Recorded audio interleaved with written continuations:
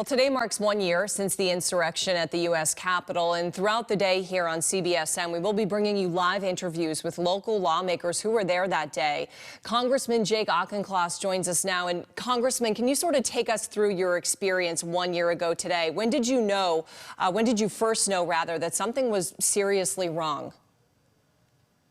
I can remember the exact moment. It was watching the cordon of Capitol police officers begin to stagger.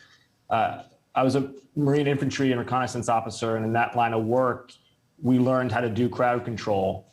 And a cardinal rule of crowd control is that you've got to maintain an even line when you're holding a cordon, because if you stagger and people get through you on your left or your right, they get behind you. And once you get behind you, it's all over. And I saw the Capitol Police cordon stagger and realized that the day was going to go from bad and ugly to violent. So with your background, you almost had a unique understanding of what was happening as you were watching that play out, maybe a little bit more than some other people. Well, it also made what the Capitol became in the days and weeks to come especially resonant. We saw National Guardsmen and women patrolling with assault weapons throughout the corridors of the Capitol, barbed wire fencing go around the People's House, and it was reminiscent of a patrol base from Afghanistan. And to have the citadel of our democracy become a fortress was just so dismal. And I hope that it's the low point for American democracy in my lifetime. We need to not just reflect upon, not just speechify about January 6th on this 1 year anniversary, but take action to prevent it from recurring. 1 year later, are you happy with the work that is being done on the January 6th committee with what they've accomplished so far? There's been some criticism, but we heard Merrick Garland speak yesterday. He said there are more charges, more significant charges to come. What are your thoughts so far on what they've accomplished? It is important and continues to be necessary that the DOJ prosecute individuals who are found to be inciting insurrection or committing violence on the Capitol grounds. That's a federal crime.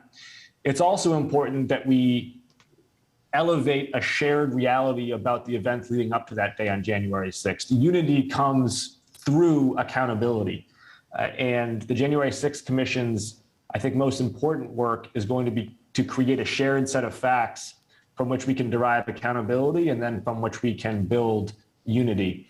I am happy with the work that the commission is doing. Like many, I want it to work faster. I want its subpoenas to be fully enforced. And I want its work to be the catalyst for legislation that prevents this from happening again. And we know what those bills are. The FBI has since arrested more than 700 people. They're still looking for 350 others.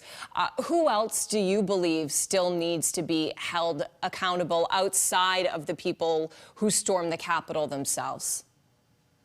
Donald Trump. The Section 3 of the 14th Amendment is very clear that if you swear an oath to the Constitution and then you incite insurrection against the federal government, you are not eligible to hold office again in the future. That sadly fits the bill of our 44th president, and he should not be eligible to hold constitutional office again in the future. We also need to repair and strengthen our democracy through two pieces of legislation. One is the Protecting Our Democracy Act, which strengthens separation of powers and checks and balances in Washington. And the other is the Freedom to Vote Act, which guarantees access to the ballot, pushes back on partisan gerrymandering, and protects election officials from partisan subversion. We have the legislation in front of us. Congress needs to act. Congressman Jake Auchincloss, we thank you for your insight on the 1 year anniversary. Thank you so much for being with us today. It's good to be here.